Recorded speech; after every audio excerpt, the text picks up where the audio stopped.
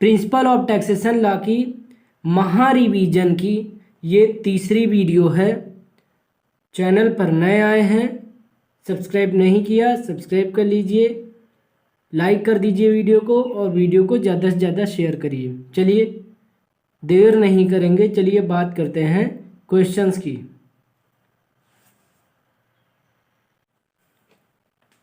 पहला क्वेश्चन आपके सामने है, भारतीय संविधान में केंद्र तथा राज्यों में राजस्व का वितरण किस वर्ष के भारत सरकार अधिनियम पद्धति पर किया गया है? ऑप्शन है आपके सामने, ए है 1935 ईस्वी में, बी है 1940 ईस्वी में, सी है 1948 ईस्वी में और डी है 1933 ईस्वी में। यहाँ पर आपका कौन सा ऑप्शन सही हो सकता है?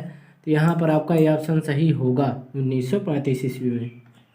क्वेश्चन नंबर दूसरा, भारतीय संविधान के निर्माताओं ने भारत के लिए किस प्रणाली को स्वीकृत किया है? ऑप्शन है आपके सामने, अध्यक्षात्मक प्रणाली को, बी है संघात्मक प्रणाली को, सी है अधिनायक तंत्र प्रणाली को और डी है एकात्मक प्रणाली को।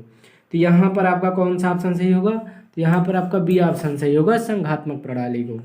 तीसरा क्वेश्चन है आपके सामने, संघ तथा राज्य दोनों अपने अपने क्षेत्रों में, फिर यहाँ पर खाली स्थान दिया गया, यहाँ पर चुनना है कि यहाँ पर कौन सा शब्द आएगा। दो शब्द यहाँ पर आपको देख रहे हो कि यहाँ पे दो शब्द, दो जगह ब्लैंक है और दोनों जगह पे दो शब्द दिए गए हैं ऑप्शंस में। कौन कौन सा ऑप्शन कहाँ पर आएगा ये टिक आपको यहाँ पर लगाना है। तो संघ तथा राज्य दोनों अपने अपने क्षेत्रों में डॉट डॉट तथा एक दूसरे के परस्पर सहयोगी होते हैं, न कि एक दूसरे फिर डॉट डॉट होते हैं। तो रिक्त स्थान की पूर्ति कीजिए। ऑप्शन आपके सामने हैं। अब यहाँ पर जो है कौन सा ऑप्शन होगा? तो क्षेत्रों में, फिर यहाँ पर आपका जो है स्वतंत्र व अधीनस्थ दोनों आएंगे। सी ऑप्शन सही होगा। यहाँ पर स्वतंत्र आएगा और यहाँ पर अधीनस्थ आएगा। क्वेश्चन नंबर 4, केंद्र और राज्यों के बीच वित्त का विभाजन और दिए गए निम्न विकल्पों में से किसकी संस्तुतियों के आधार पर होता है?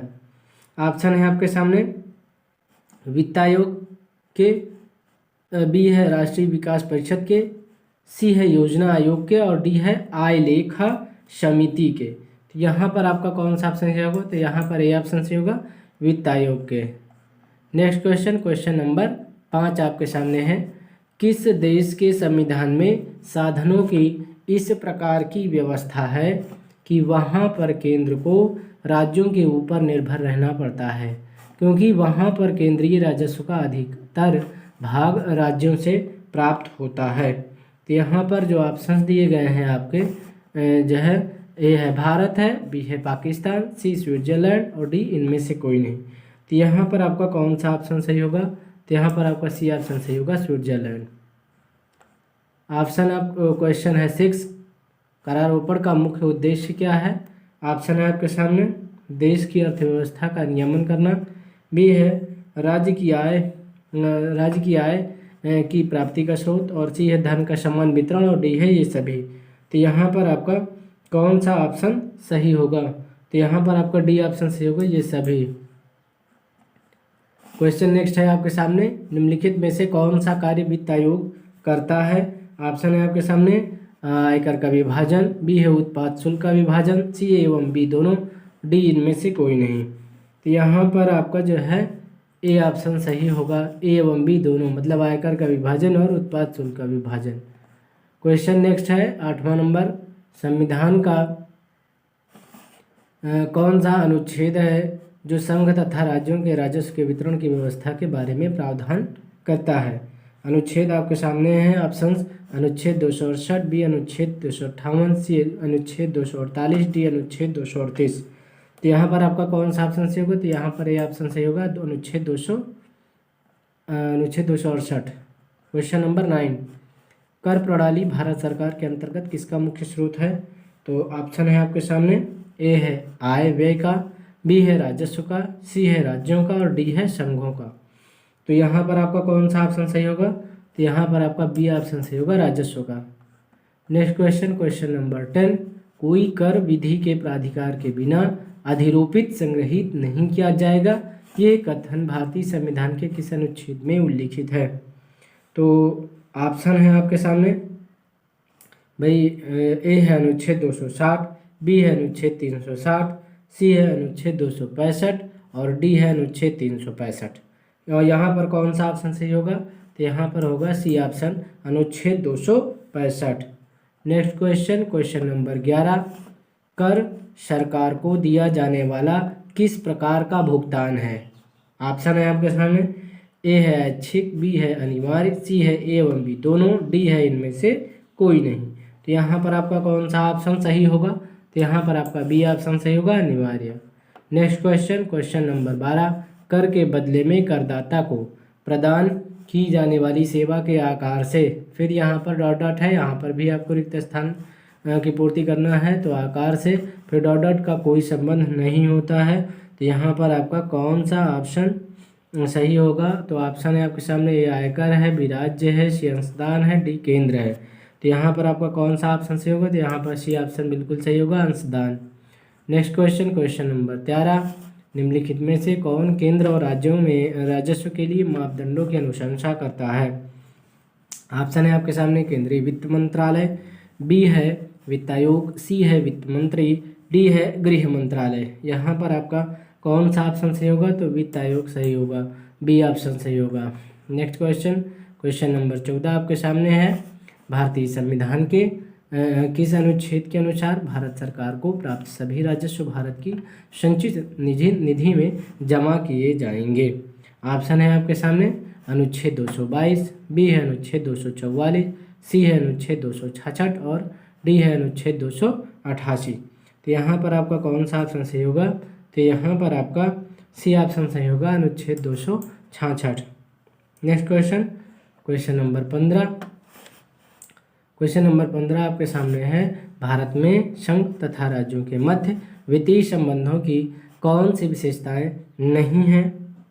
तो ऑप्शन है आपके सामने, ए है संघ तथा राज्यों के मध्य कराधान की शक्तियों का विभाजन, बी है संघ तथा राज्यों के मध्य राजस्व का विभाजन, सी है ए एवं बी दोनों और डी है इनमें से कोई नहीं।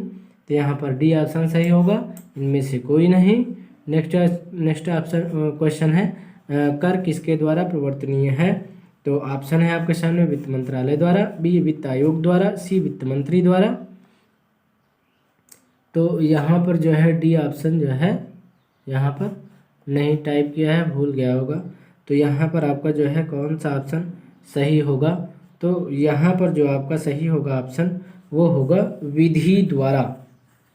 ठीक है, किसके द्वारा? विधि द्वारा, जो कि डी ऑप्शन है वो। ठीक है, तो डी ऑप्शन आपका यहाँ पे सही होगा। आप लोग ध्यान दीजिएगा, यहाँ पे कर किसके द्वारा प्रवर्तनीय है? तो विधि द्वारा होगा, डी ऑप्शन यहाँ पर सही होगा। ठीक है, अब हम आगे चलते हैं।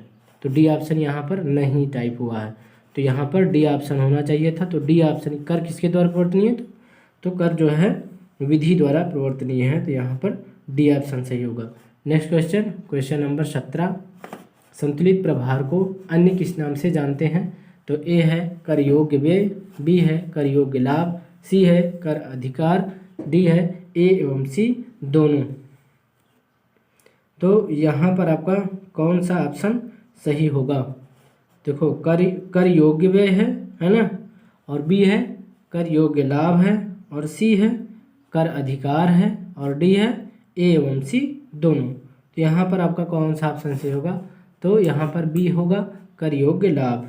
नेक्स्ट क्वेश्चन, क्वेश्चन नंबर 18, केंद्र एवं राज्यों के मध्य वित्तीय विवादों के निपटारे हेतु मुख्य एजेंसी कौन सी है?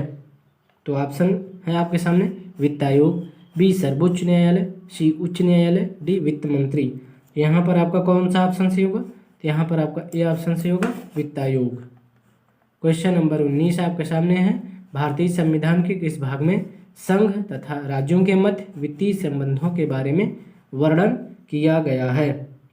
ऑप्शन है आपके सामने, भाग 13 अनुच्छेद 222 से 226, भाग 12 अनुच्छेद 264 से 293, भाग 9 अनुच्छेद 274 से 293 और डी है भाग 11 अनुच्छेद 283 से 297। तो यहाँ पर आपका बी ऑप्शन सही होगा, भाग 12 अनुच्छेद 264 से 293। नेक्स्ट क्वेश्चन, क्वेश्चन नंबर 20 आपके सामने है, आरबी ईश्वरी समिति का संबंध किससे है? ऑप्शन है आपके सामने, शैक्षणिक सुधार से, बी आयकर नियमन से, सी प्रशासनिक सुधार से, डी बैंकिंग सुधार से। ठीक है, तो यहाँ पर आपका कौन सा ऑप्शन सही होगा? तो यहाँ पर बी ऑप्शन सही होगा, आयकर नियमन से।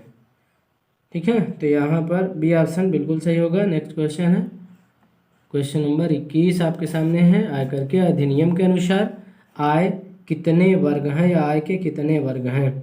ऑप्शन है 3, बी 4, सी 5 और डी 6। तो यहाँ पर आपका सी ऑप्शन सही होगा 5। Next question question number 22। आयकर अधिनियम 1961 में कुल कितनी अनुसूचियां हैं? ऑप्शन है आपके सामने, ए 14 अनुसूचियाँ, बी 12 अनुसूचियाँ, सी 10 अनुसूचियाँ और डी 8 अनुसूचियाँ। तो यहाँ पर आपका जो है ए ऑप्शन सही होगा 14 अनुसूचियाँ।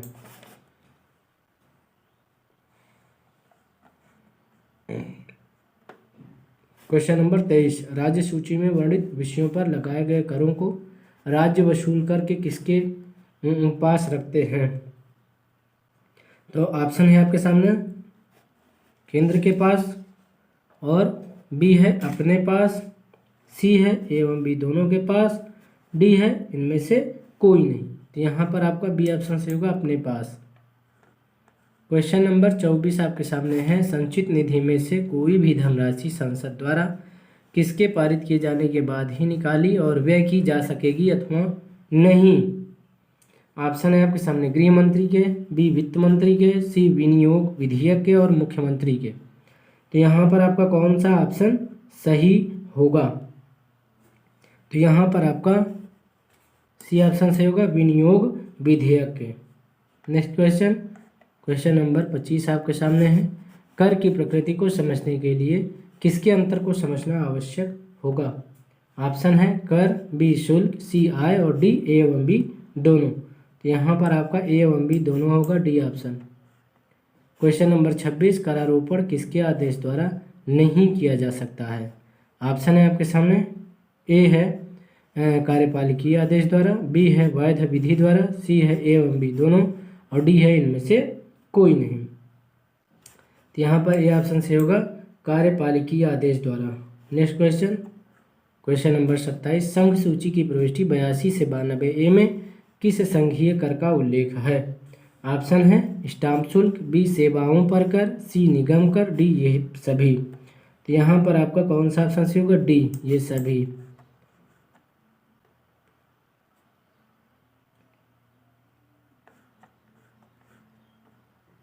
Next question question number 28। राज्य सूची की प्रविष्टि 45 से 63 में राज्य द्वारा कौन सा कर नहीं लगाया जाता है? ऑप्शन है आपके सामने, भू राजस्व, बी स्टाम्प शुल्क, सी पथ कर और डी कृषि भूमि पर संपदा शुल्क। तो यहाँ पर आपका बी ऑप्शन सही होगा, स्टाम्प शुल्क। Question number 29। एक व्यक्ति में कौन सम्मिलित है? ऑप्शन है कोई स्त्री या पुरुष, बी हिंदू अविभाजित परिवार, सी कंपनी और डी ये सभी। तो यहाँ पर आपका डी ऑप्शन से होगा ये सभी। आज के लिए बस इतना ही। चैनल पर नया है, सब्सक्राइब नहीं किया सब्सक्राइब कर लीजिए, बेल नोटिफिकेशन ऑन कर लीजिए और लाइक कर दीजिए वीडियो को, और वीडियो को ज़्यादा से ज़्यादा शेयर करिए। धन्यवाद।